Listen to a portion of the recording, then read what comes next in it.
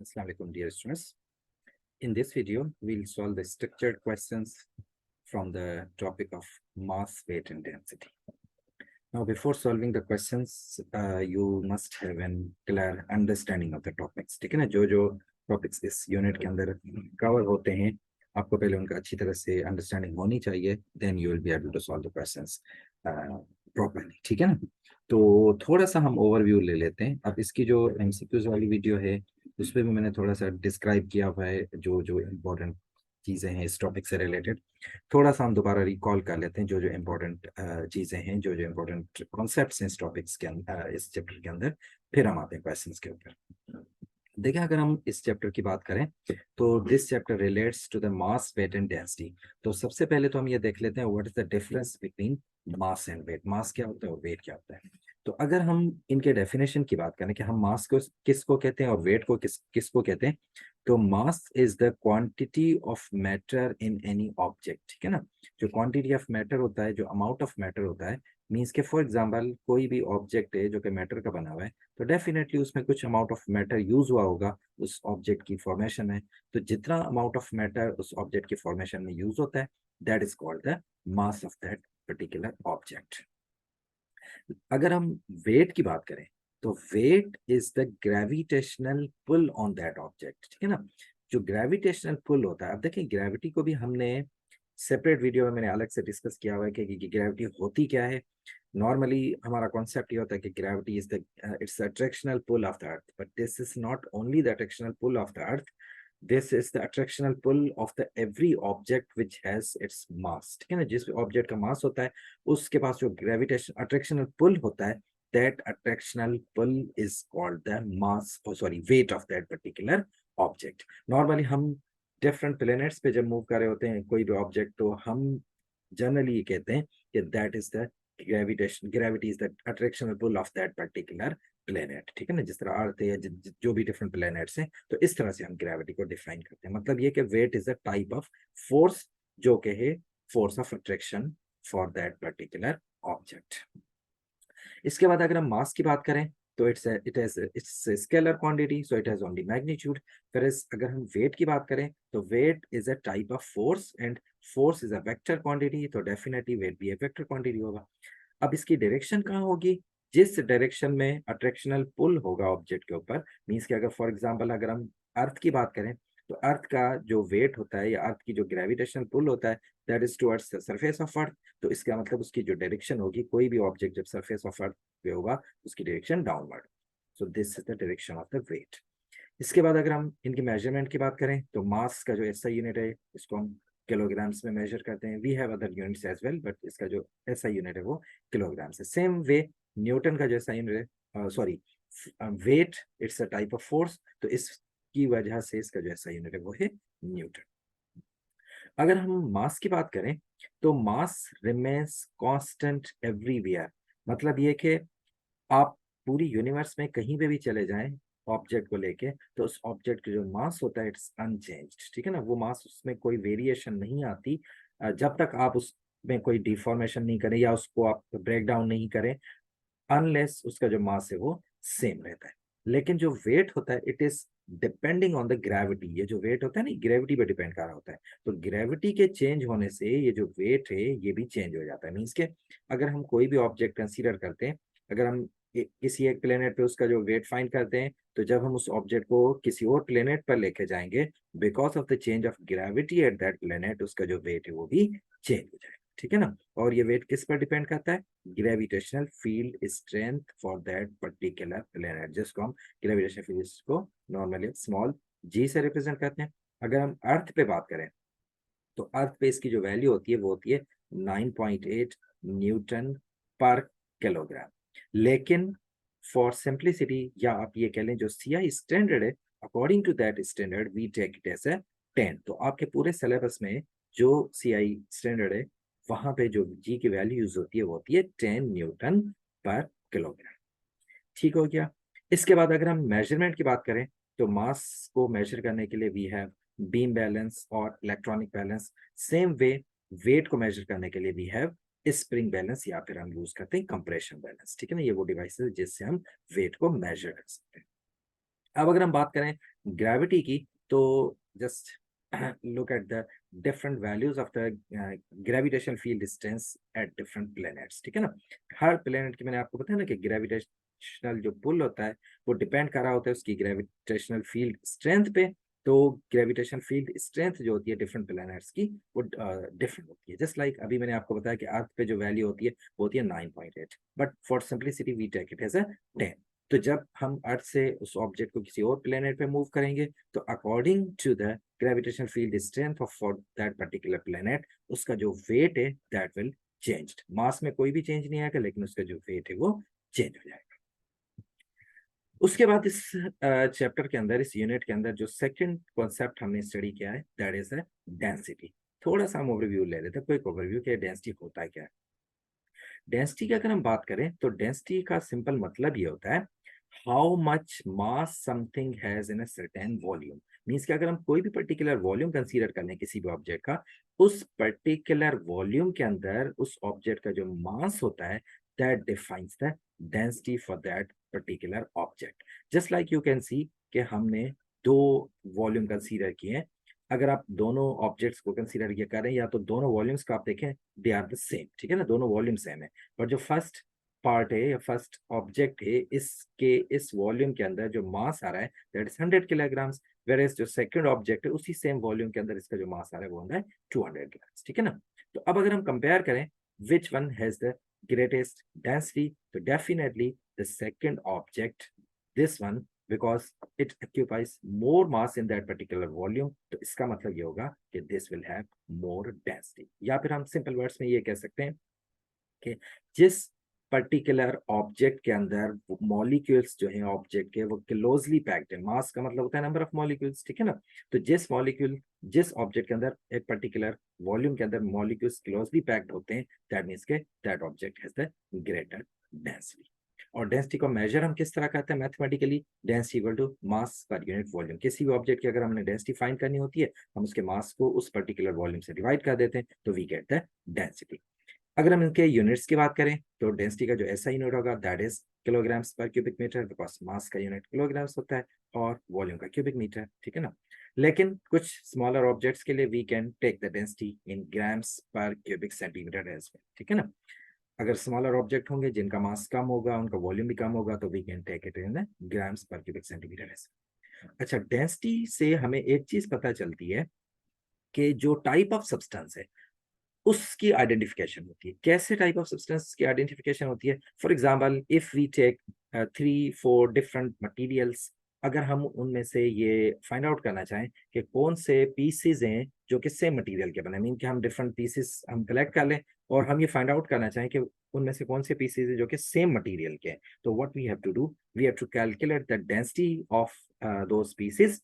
तो उसमें से जिस भी जो भी पीसेज है जिनकी डेंसिटी सेम आएगी दैट मींस के they are made of the same material. Means के every material has its particular density in its pure form, ठीक है ना। जब उसमें इम्प्योरिटी ऐड होगी तो डेफिनेटली उसकी डेंसिटी भी चेंज हो जाएगी। जस्ट लाइक अगर हम वाटर की बात करें तो just like you can see, अगर हम वाटर की बात करें, अगर हम कॉपर की बात करें, आयरन की बात करें, तो in pure format, in pure form every substance has a particular density, ठीक है ना।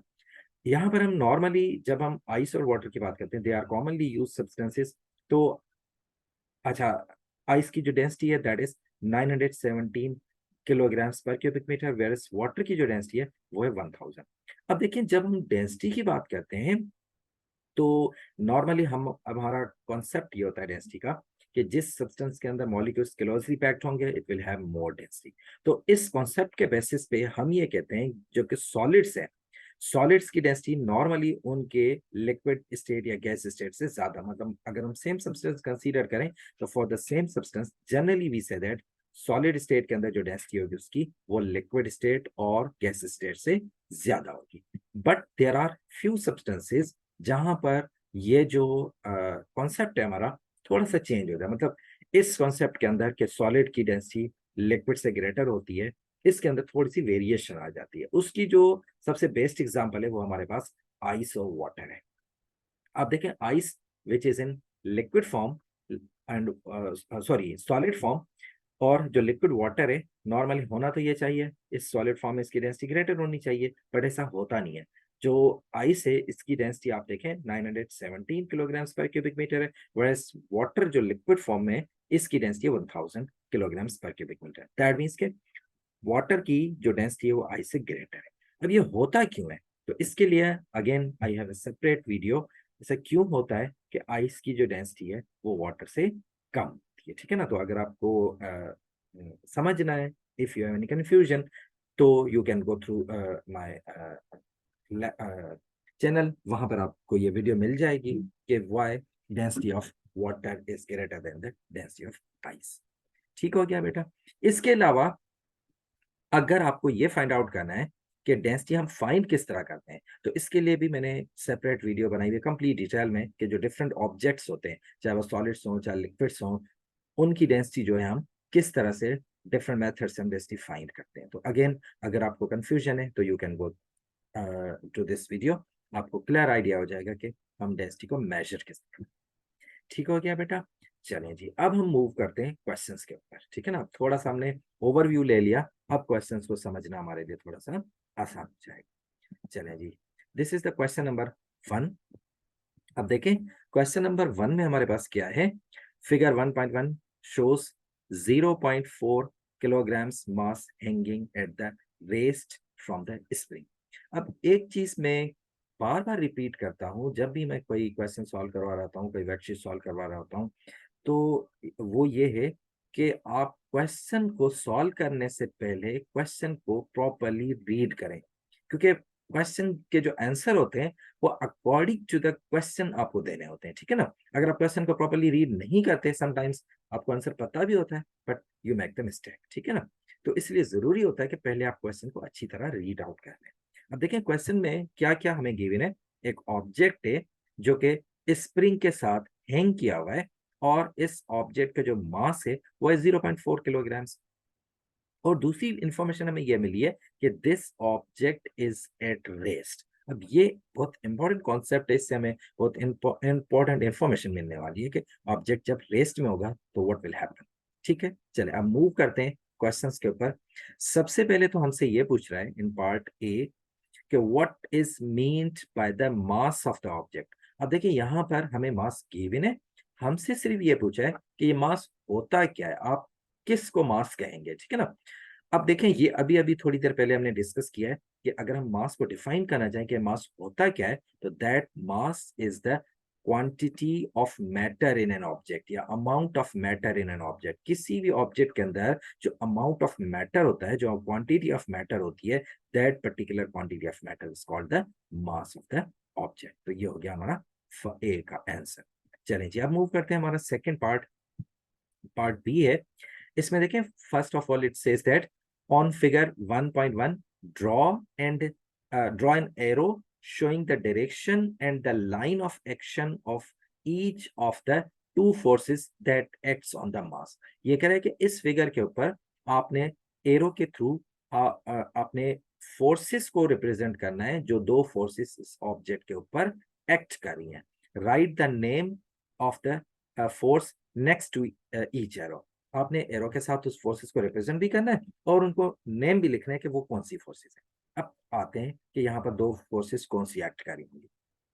अब देखें जब भी कोई ऑब्जेक्ट आप हैंग करते हैं अगेंस्ट ग्रेविटी, तो एक तो वो फोर्स होती है जो कि उसको डाउनवर्ड पुल करती है, जिसको हम ग्रेविटी कहते हैं या फिर हम वेट ऑफ द ऑब्जेक्ट कहते हैं। ये तो हो गया वेट, हमारा एक फोर्स हो गया। अब आते हैं what will be the other force. अब देखिए जब भी आप किसी ऑब्जेक्ट को हैंग करते हैं यूजिंग सम रोप सम स्ट्रिंग, मीन्स के अगर आप किसी रूफ के साथ, किसी सपोर्ट के साथ किसी भी ऑब्जेक्ट को आप हैंग कर रहे होते हैं, तो उस टाइम एक अपवर्ड फोर्स जनरेट होती है इस रोप के अंदर या इस स्ट्रिंग के अंदर, जो कि ऑब्जेक्ट को अपवर्ड पुल करती है, या फिर आप ये कह लें कि वो ग्रेविटी के अगेंस्ट उस ऑब्जेक्ट को होल्ड करके रखती है। ऐसा अगर नहीं होता तो ये ऑब्जेक्ट ग्रेविटी की वजह से फॉल डाउन कर जाता। तो वो फोर्स जो कि ऑब्जेक्ट को होल्ड करके रखती है जब आप ऑब्जेक्ट को किसी सपोर्ट के साथ हैंग करते हैं यूजिंग अ रोप और स्ट्रिंग, तो उस फोर्स को, अच्छा उस पहली बात तो ये उस फोर्स की डायरेक्शन, वो फोर्स डेफिनेटली अपवर्ड होगी, और उस फोर्स को हम कहते हैं फोर्स ऑफ टेंशन। ठीक है ना, ये जो टेंशन होती है that is also a force जो कि एक्ट करती है अपवर्ड जब आप किसी रोप या स्ट्रिंग के साथ ऑब्जेक्ट को हैंग करते हैं। So these are the two forces acting. ठीक है ना, यही हमने रिप्रेजेंट करना था एरो के साथ, और उनकी प्रॉपर डायरेक्शन और नेम ऑफ द फोर्सेस को मेंशन करना। तो ये हमने कर लिया, upward force tension and down force weight of the object.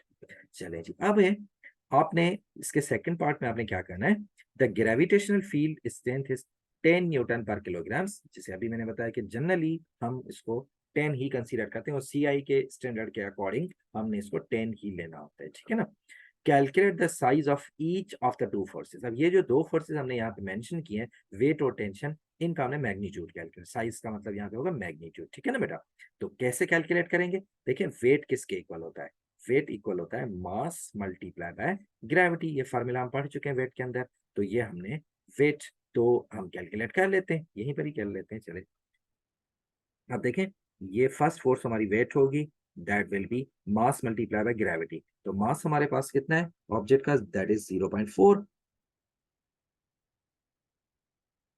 और ग्रेविटी की वैल्यू हमने यूज करनी है 10। तो जब इसको आप मल्टीप्लाई करेंगे तो you will gate 4 Newton. First force तो हमें मिल गई। अब आते हैं कि हमें जो second force which is the force of tension, ये भी फाइंड करनी है। अब ये हमें कैसे पता चलेगा, इसके लिए हमें कोई और इंफॉर्मेशन तो गिवन नहीं है, लेकिन हमें ये पता चलेगा फ्रॉम दिस पॉइंट। क्या है कि ये जो ऑब्जेक्ट है that is at rest.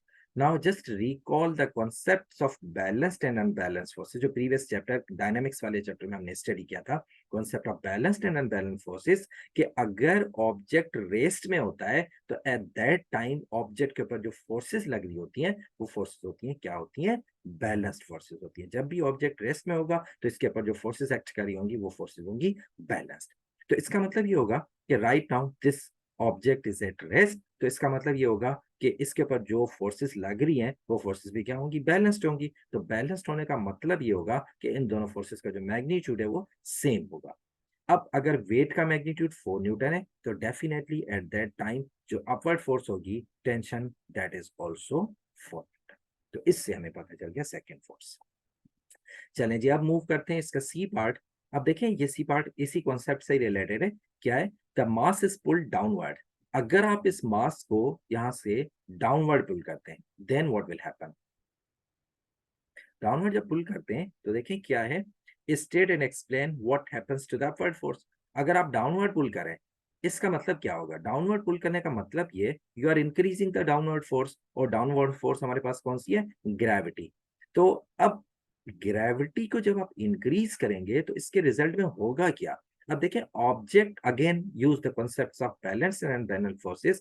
Object ये मूव उस वक्त करेगा when there is an unbalanced force acting on the object, और उस डायरेक्शन में मूव करेगा जिस डायरेक्शन में ग्रेटर फोर्स होगी। तो इसका मतलब ये होगा कि अगर आप ऑब्जेक्ट को डाउनवर्ड पुल करें दैट मीन्स कि you are increasing the force of gravity, means आप जो डाउनवर्ड फोर्स है उसको आप इंक्रीज कर रहे हैं, मीन्स कि आप ग्रेविटी के साथ you are pulling the object downward, that means कि you are increasing the downward force. तो जब डाउनवर्ड फोर्स इंक्रीज हो जाएगी तो उसके रिजल्ट में upward force will decrease, because object downward move कर रहा है। तो इसका मतलब है अब जो इनके ऊपर रिजल्टेंट फोर्स एक्ट कर रही होगी that will not be zero, means क्या अनबैलेंस फोर्स होगी, और अनबैलेंस फोर्सेस का जो रिजल्टेंट होता है वो नॉन जीरो होता है। तो इसका मतलब ये होगा कि आपने ग्रेविटी के साथ, मीन्स कि अगर ग्रेविटी 4 न्यूटन है, आप इसके साथ कोई एडिशनल फोर्स लगा रहे हैं, लेट्स अज्यूम कि मैं इसको 2 न्यूटन डाउनवर्ड कर रहा हूं, तो डेफिनेटली अब अपवर्ड फोर्स आपके पास 4 न्यूटन है, डाउनवर्ड फोर्स आपके पास 6 न्यूटन हो गई, तो ऑब्जेक्ट विल मूव डाउनवर्ड। और आपने बताना कि अपवर्ड फोर्स पे क्या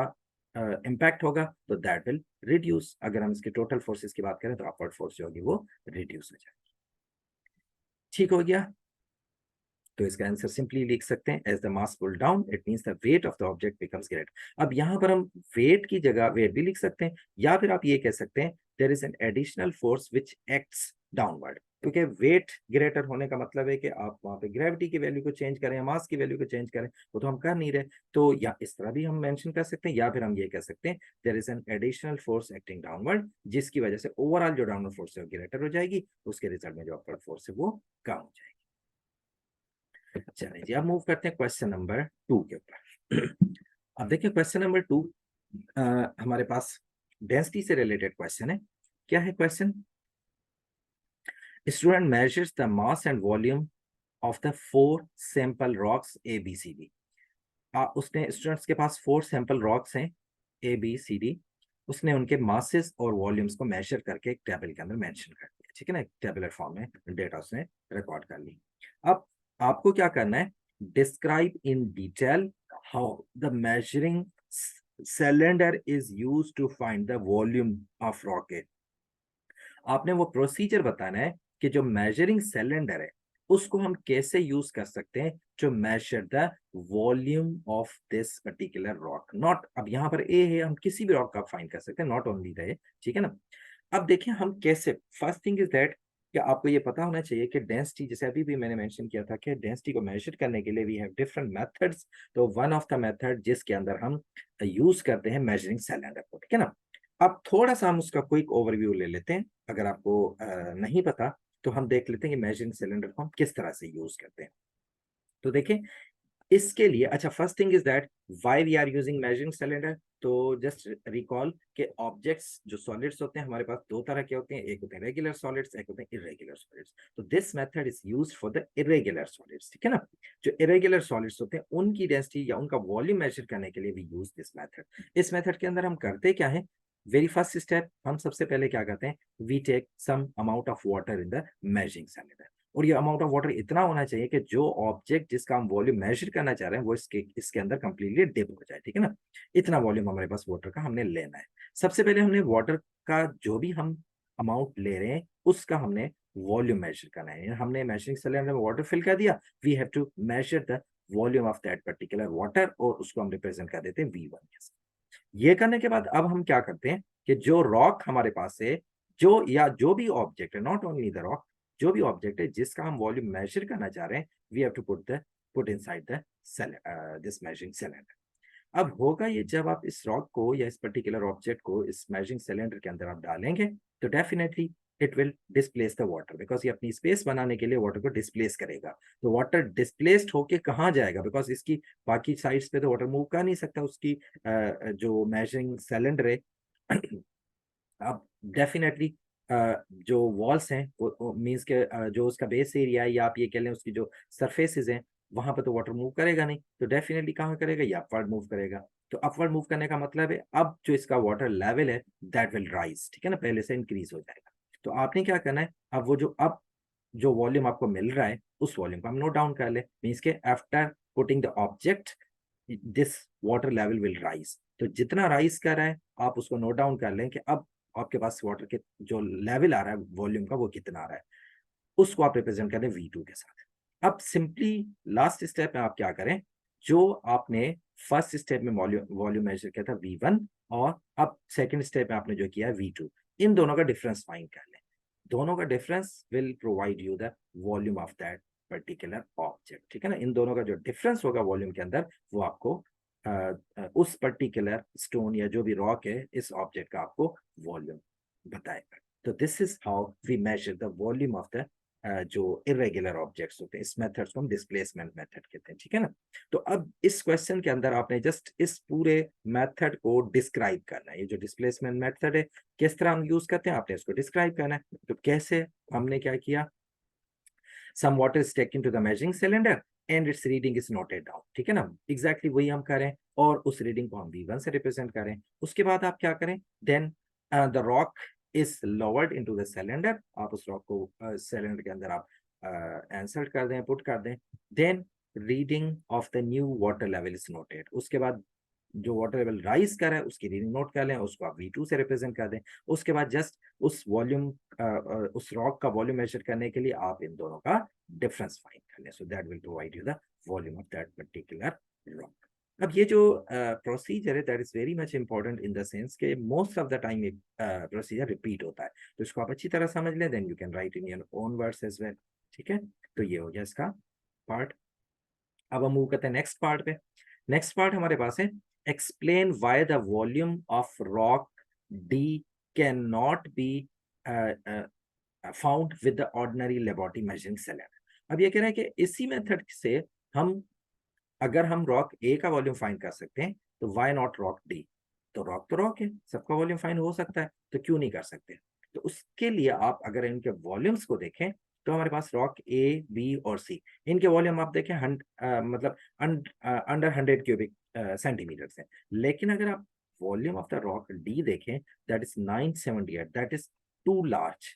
तो इतना ज्यादा वॉल्यूम हमारे पास, या आप ये कह लें जो हमारे पास ऑर्डिनरी जो लेबोरेटरी मेजरिंग सिलेंडर्स होते हैं, उनकी जो कैपेसिटी होती है वो इतनी ज्यादा नहीं होती। That's why we can not use the we cannot use those cylinders to measure the volume of that particular rock। Procedure वही होगा, प्रोसीजर में मतलब कोई भी चेंज नहीं है या उसमें कोई भी प्रॉब्लम नहीं है। प्रॉब्लम सिर्फ ये वॉल्यूम, जो मेजरिंग सिलेंडर का जो साइज है वो प्रॉब्लम है कि इतना लार्जर साइज का सिलेंडर हमारे पास नॉर्मली अवेलेबल नहीं होता। That's why we can not use that particular laboratory measuring cylinder. इसके अलावा अगर हमारे पास जो लार्जर सिलेंडर भी हो सकते हैं, तो we can measure the volume of the rock using the same method. ठीक हो गया, तो इसका सिंपल आंसर ये होगा कि ये जो रॉक डी है वो ऑर्डिनरी मेजरिंग सिलेंडर में फिट नहीं होगा। That's why we can not measure the volume. चलें जी, अब हम मूव करते हैं इसके बी पार्ट पे, जिसमें हमने कैलकुलेट करनी है, क्या कैलकुलेट करनी है? Density of rock A. Rock A जो हमारे पास है, इसकी हमने कैलकुलेट करनी है डेंसिटी। अब देखें, डेंसिटी हमने अभी अभी डिस्कस किया है कि डेंसिटी जो होती है वो हमारे पास होती है किसके equal? Mass divided by volume. तो अब हम करते ये हैं कि हम सिर्फ रॉक ए की जो डेंसिटी, चले पहले तो हम रॉक ए की कर लेते हैं, उसके बाद हम रिमेनिंग की भी कर लेंगे, बिकॉज वो भी हमें आगे चल के हमें उसकी भी नीड होगी। तो कैसे करेंगे? मास को हमने डिवाइड करना है वॉल्यूम के साथ। तो मास हमारे पास है 101, वॉल्यूम हमारे पास है 22। जब हम इसको डिवाइड करेंगे तो वी गेट, यहाँ पर मैं कॉलम बना लेता हूँ डेंसिटी का, और किस में मेजर करेंगे? अब देखिए, मास हमें ग्राम्स में, तो ये हो जाएगा ग्राम्स पर क्यूबिक सेंटीमीटर। ठीक है, तो ये हो जाएगी डेंसिटी। तो वन बाय वन हम चारों रॉक्स की फाइंड कर लेते हैं। यहाँ पे हमारे पास जो डेंसिटी आएगी रॉक ए की, that is 4.6 grams per cubic centimetre. इसी तरह अगर हम रॉक बी की डेंसिटी फाइंड करें, जो इसका मास है, इसके अगर हम वॉल्यूम को डिवाइड करें, तो again we get the same value 4.6। आप यहाँ से भी देख सकते हैं, देखें ना, मास 101 है या 202 में इसके डबल करें, तो सेम वे अगर मास डबल हो रहा है तो वॉल्यूम भी तो डबल हो रहा है ना, 22 से 44, तो डेंसिटी अगेन सेम आ जाएगी, ये रहेगी 4.6। इसी तरह अगर हम रॉक डी की बात, सॉरी रॉक सी की बात करें, तो रॉक सी की जो डेंसिटी हमारे पास आएगी दैट इज 5.6। ये आप खुद से कैलकुलेट करके आप वेरीफाई कर सकते हैं, बिकॉज मैंने तो कैलकुलेट की हुए, that's I am directly writing, but आप खुद से इसको वेरीफाई कर लें कैलकुलेट करके, ठीक है ना, 5.6। इसी तरह रॉक डी की डेंसिटी अगेन हमारे पास आ रही है 4.6। ये हमने चारों रॉक्स की हमने डेंसिटीज को कैलकुलेट कर लिया। अब हमारे पास यहाँ पे क्वेश्चन के अंदर जस्ट रॉक ए की डेंसिटी पूछ रहा था, तो हम कैलकुलेट कर लेते हैं। थोड़ा सा हम इसका जो रफ वर्क है वो भी हम कर लेते हैं। Density equal to mass upon volume.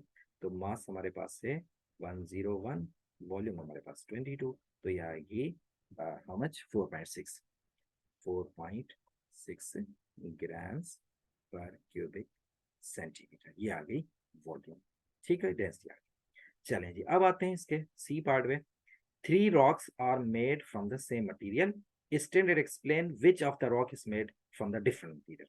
अब देखिए, यही सेम कॉन्सेप्ट जब हम डेंसिटी डिस्कस कर रहे थे, at that time I told you कि डेंसिटी से हमें टाइप ऑफ मटेरियल पता चलता है।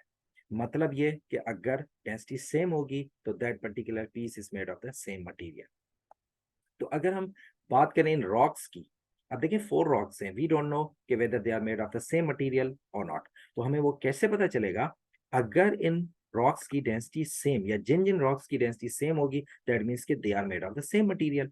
तो अगर हम डेंसिटीज की बात करें जो अभी अभी हमने कैलकुलेट की है, तो यू कैन सी के density of rock A, sorry this one, rock A rock bee means के रॉक ए की भी 4.6 है, बी की भी 4.6 है और डी की भी 4.6 है। तो इसका मतलब ये होगा कि all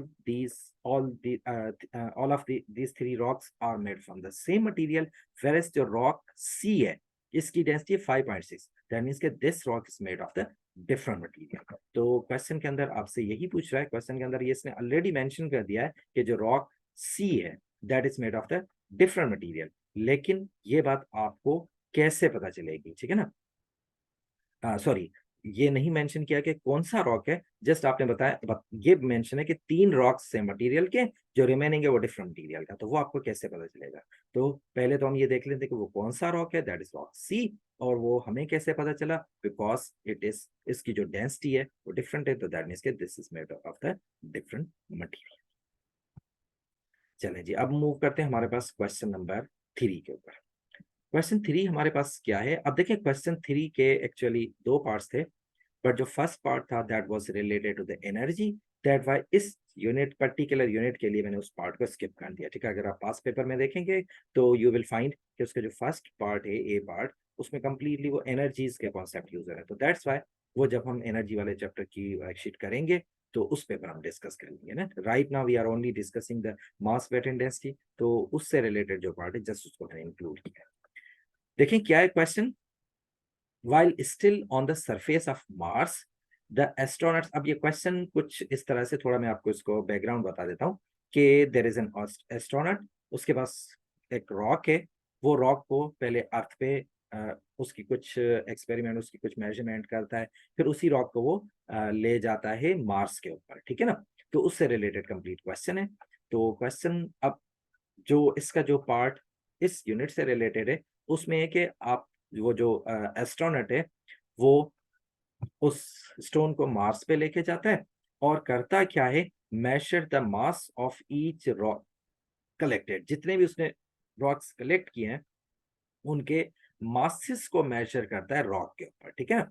and figure 3.1 shows two devices for the measuring the mass. अब देखिए एक्चुअली ये कर क्या रहा है, मास को मेजर कर रहा है at Mars using these two devices. Device A हमारे पास क्या है, it's a lever arm balance, where is device B is a spring balance. अब पहले थोड़ा देख लेते हैं ये क्या, lever arm balance and set of the brass disc, ठीक है, सेट ऑफ ब्रॉस डिस्क को यूज करके आप वो मास मेजर कर रहे हैं and accurately determined on the earth the value is marked on it, the mass of each disc is accurately determined on the earth. अब ये इसने जो कैलिब्रेट किया था, ये जो डिस्क हैं, इनकी जो वैल्यूज है मासेस की, वो कहाँ पर मेजर हुई थी, अर्थ के ऊपर मेजर हुई थी, और उन्हीं डिस्क को यूज करते हुए वो मास के ऊपर भी मास मेजर कर रहे हैं, ठीक है ना। ये हमारे पास डिवाइस है।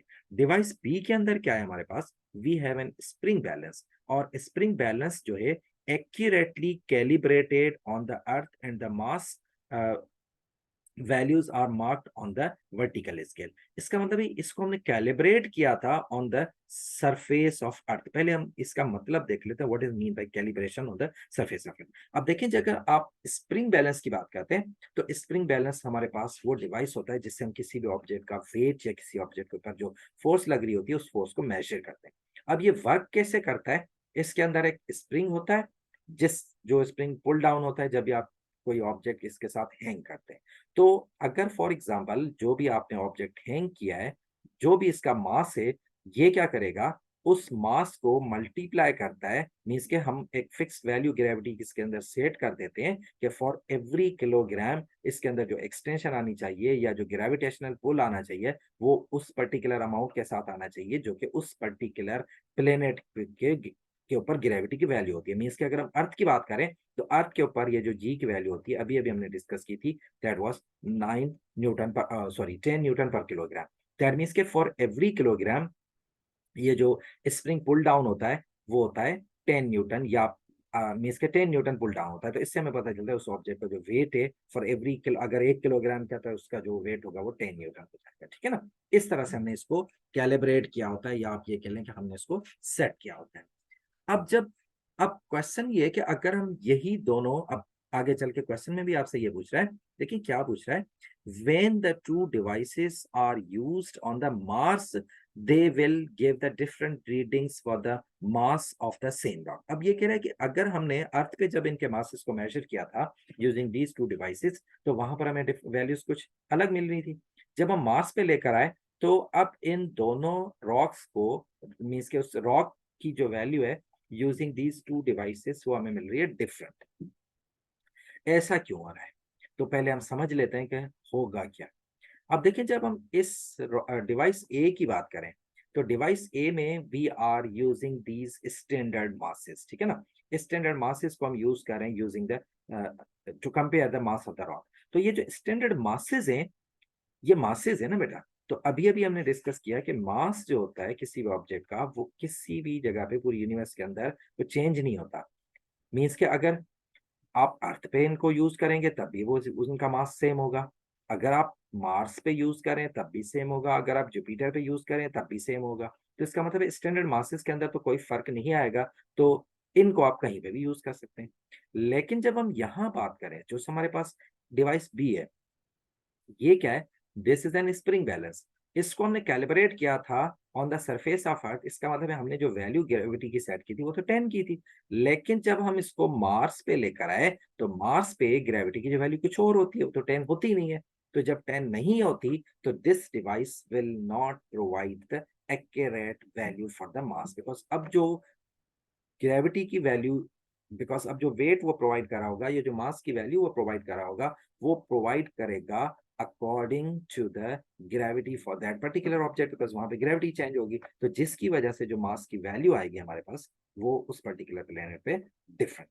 अब यहाँ पर हमने बताना यही है कि हम हमारे पास कौन सा डिवाइस है जो कि एक्यूरेट मेजरमेंट प्रोवाइड करेगा और क्यों मेजर करेगा. तो देखें ये अभी हमने डिस्कस कर लिया कि जो डिवाइस ए है that will provide the correct answer या एक्यूरेट आंसर, बिकॉज ये जो है that is independent of the gravitation field distance. ये जो है ना स्टैंडर्ड मासेस, ये independent of the field distance है. इनको आप कहीं कहीं पे भी ले जाएं इनके मासेस में कोई डिफरेंट नहीं आएगा. तो that these will provide the correct one. ठीक हो गया. लेकिन जो डिवाइस बी है that is dependent on the gravity, so it gives the different values on the earth and the मास. तो ये हो गया हमारा आंसर. चलें जी, अब मूव करते हैं इसके सेकंड पार्ट पे. State which device will give the correct reading for the masses. तो अभी अभी हमने डिस्कस कर लिया कि कौन सा डिवाइस होगा. That is device A which is the lever arm balance, that will provide the correct answer. चलें जी, अब मूव करते हैं इसके सी पार्ट पे. The astronaut will also determine the density of each rock. मतलब उसने एक तो मास मालूम किया, मास उनका कैलकुलेट किया, मास के अलावा उनकी डेंसिटी भी फाइंड आउट करना चाह रहा है. Apart from the mass of the rock, state what other information is needed in order to calculate the density of the rock. तो देखें डेंसिटी को कैलकुलेट करने के लिए हमें मास के अलावा क्या चाहिए होता है? डेफिनेटली हमें वॉल्यूम चाहिए होगा, बिकॉज डेंसिटी जो होता है that is mass per unit volume. तो अगर हमें मास अवेलेबल है या मास हमने कैलकुलेट कर लिया और हम डेंसिटी कैलकुलेट करना चाह रहे हैं तो we also have to calculate the volume of that particular rock. चलें जी, अब है इसका second part. Describe a method for determining the density of small irregularly shaped rock of known mass m. अब ये वही चीज है जो क्वेश्चन 1 से हमसे पूछ रहा था कि अगर आपके पास कोई इरेगुलरली ऑब्जेक्ट है, अब वो रॉक भी हो सकता है कुछ और भी हो सकता है, तो उसका वॉल्यूम, उसके डेंसिटी फाइंड करने का क्या मेथड है. अब देखिए डेंसिटी फाइंड करने के लिए हमें क्या क्या चीजें चाहिए होती हैं. अब देखिए सबसे पहले डेंसिटी फाइंड करने के लिए हमें चाहिए होता है मास और वॉल्यूम रॉक के. तो मास तो हमें कहाँ से फाइंड करेंगे? यूजिंग द इलेक्ट्रॉनिक बैलेंस या जो भी डिवाइस आप यूज करें, लीवर आर्म बैलेंस, इससे आपको मिलेगा मास. अगर हम वॉल्यूम की बात करें तो वॉल्यूम के लिए we have to use the displacement method जो हमने प्रीवियसली डिस्कस किया था. ठीक है ना. तो इस मेथड से हम वॉल्यूम फाइंड कर लेंगे. जब हमें मास और वॉल्यूम मिल गए दोनों तो उसके बाद simply we'll use this formula to calculate the density. तो इस प्रोसीजर को आपने डिस्क्राइब करना है. ठीक है ना. तो सबसे पहले तो आपने जो मास फाइंड कर लिया, उसके बाद वॉल्यूम मेजर करने के लिए you have to consider the same procedure जो कि हम प्रीवियस क्वेश्चन के अंदर भी डिस्कस कर चुके हैं. ठीक है ना, जो डिस्प्लेसमेंट मेथड है. जब आपको वॉल्यूम मिल गए उसके बाद सिंपली आपने डेंसिटी कैलकुलेट करनी है. Now you can write, we can calculate the density using the formula mass per unit volume. ठीक है ना. इस मेथड को यूज करके we have to calculate the density. अब देखें इस क्वेश्चन के अंदर आपसे जस्ट वॉल्यूम का नहीं पूछ रहा, आपसे डेंसिटी का पूछ रहा है, तो आपने वॉल्यूम मतलब आपने मास के हवाले से भी बताना है, वॉल्यूम के हवाले से भी बताना है, एंड फाइनली आपने ये भी बताना है कि उसकी डेंसिटी हम किस तरह से कैलकुलेट करेंगे। ठीक है, तो आई होप वो मैंने लिखा नहीं है, I hope you can write in your own words. ठीक है ना, यही सेम प्रोसीजर, उसके बाद जस्ट आप अपने वर्ड्स में मेंशन कर सकते हैं आप डेंसिटी को किस तरह से लिखेंगे या किस तरह से कैलकुलेट करेंगे। चलें जी, अब हम मूव करते हैं क्वेश्चन नंबर 4 पे, which is the last question of this video. क्या है question? Student wishes to find the density of a stone. ठीक है ना, he uses a measuring cylinder and a spring balance with a scaled mark on it। एक student है जो कि stone की डेंसिटी को मेजर करना चाह रहे हैं, एक तो वो मेजरिंग सिलेंडर को यूज करेगा, एक स्प्रिंग बैलेंस को यूज करेगा। The measuring cylinder, spring balance and spring balance या जो भी इक्विपमेंट से दे आर शोन। ठीक है ना, ये मेजरिंग सिलेंडर है, ये स्प्रिंग बैलेंस है, और ये उसके पास स्टोन है। The student knows that the gravitational field distance is 10 Newton per kilogram, ठीक है, जो कि surface of earth पे होती है। Describe how the student uses the spring balance to find the mass of the stone। अब देखिए स्प्रिंग बैलेंस से तो हमें मिलती है, oh sorry this one, spring balance से तो हमें मिलती है क्या, वो वेट की वैल्यू या फोर्स की वैल्यू। तो हम स्प्रिंग बैलेंस को किस तरह से यूज कर सकते हैं टू फाइंड द मास? तो कैसे फाइंड करेंगे? देखें स्प्रिंग बैलेंस से हमने रॉक को हैंग कर दिया, जब हम रॉक को हैंग करेंगे तो that will provide the weight of that particular rock. For example just assume कि ये हमें मिलता है 40 Newton which is the weight of the stone. अब हमने तो क्या कैलकुलेट करना है, मास करना है। कैसे कैलकुलेट करेंगे? देखें वेट किसके इक्वल होता है, मास मल्टीप्लाई बाय ग्रेविटी, और ग्रेविटी की वैल्यू हमें पता है हमने कितनी यूज करनी है, 10, because we are on the surface of earth. तो अगर हम इस इक्वेशन से मास कैलकुलेट करें, so that mass will become weight divided by gravity. तो वेट अगर हमारे पास 40 है तो हम ग्रेविटी को 10 डिवाइड करेंगे, तो in this case we get 4 kilograms. तो दिस इज द प्रोसीजर जिससे हम स्प्रिंग बैलेंस को यूज करके मास फाइंड कर लेते हैं। But right now you don't have to calculate it, just आपने प्रोसीजर डिस्क्राइब करना है। तो हम क्या करेंगे, we measure the weight of the spring balance and then calculate the mass by applying the equation। यही सेम इक्वेशन अप्लाई करके हम मास कैलकुलेट कर सकते हैं। ठीक हो गया, चलें जी, अब हम मूव करते हैं इसके बी पार्ट पे। Describe how the student uses the measuring cylinder to find the volume of the stone. अब आप देखें यही same procedure almost every question में रिपीट हो रहा है। ठीक है ना, वही सेम प्रोसीजर जो डिस्प्लेसमेंट मेथड का है उसको आपने डिस्क्राइब करना है simply.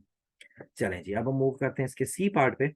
The mass of the stone is how much? 150 grams and the volume is 70 cubic centimeter। ठीक है ना, आपने क्या कैलकुलेट करना है, डेंसिटी कैलकुलेट करनी है। वेरी सिंपल, आप मास को डेंसिटी से डिवाइड कर देंगे तो you will get the sorry, mass को आप वॉल्यूम से डिवाइड कर देंगे तो you will get the density. That means के आपके पास डेंसिटी कितनी आ जाएगी, mass which is 150 and divide by 70 volume, तो you will get the density how much, 2.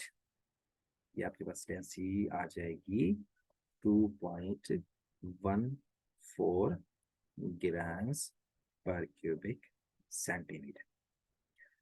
ठीक हो गया, चलें जी, अब हम मूव करते हैं इसके लास्ट पार्ट पे। It is saying that the stone is taken to another planet. यही स्टोन अगर आप किसी और प्लेनेट पे ले जाते हैं where the gravitational field distance is less than 10 Newton पर किलोग्राम, मतलब आप ऐसे प्लेनेट पे ले जाते हैं जहां ग्रेविटी की जो वैल्यू है ग्रेविटेशनल फील्ड डिस्टेंस की वो 10 से कम है। State how this affects the mass and the weight of the stone. आपने बताना है कि उस वो जो ग्रेविटी की वैल्यू है उस स्टोन के मास और वेट पर कैसे अफेक्ट करेगी। अब अगर हम मास की बात करें तो देखें कंटिन्यूसली हम ये बार बार डिस्कस कर रहे हैं कि मास जो होता है it's independent of the gravity. तो इसका मतलब है आप चाहे कहीं पे भी चले जाएं, किसी भी प्लेनेट पर स्टोन को ले जाएं, उसका मास जो होगा दैट इज अनचेंज, वो होगा, वो सेम रहेगा, रिमेंस सेम, इसमें कोई भी चेंज नहीं आएगा। वेयर अगर हम वेट की बात करें तो देखें वेट डिपेंड्स ऑन ग्रेविटी। अगर ग्रेविटी कम हो रही है मीन्स के 10 न्यूटन पर किलोग्राम से कम हो रही है तो उसका जो वेट होगा दैट विल आल्सो डिक्रीज, या वेट क्या हो जाएगा, रिड्यूस हो जाएगा। ठीक हो गया, so this is all about these questions. इसके अलावा अगर आपको कोई क्वेश्चन है रिलेटेड टू दिस चैप्टर और anything any topic related to the physics, तो you are free to ask. This is my WhatsApp number, ठीक है, ये मेंशन है WhatsApp number at the top. इसके अलावा भी मेरी जितनी भी वीडियोस होती हैं उनमें मेंशन होता है, तो यू कैन कांटेक्ट मी किसी भी हवाले से. अगर आपको कोई क्वेश्चन है तो यू कैन आस्क, ठीक है.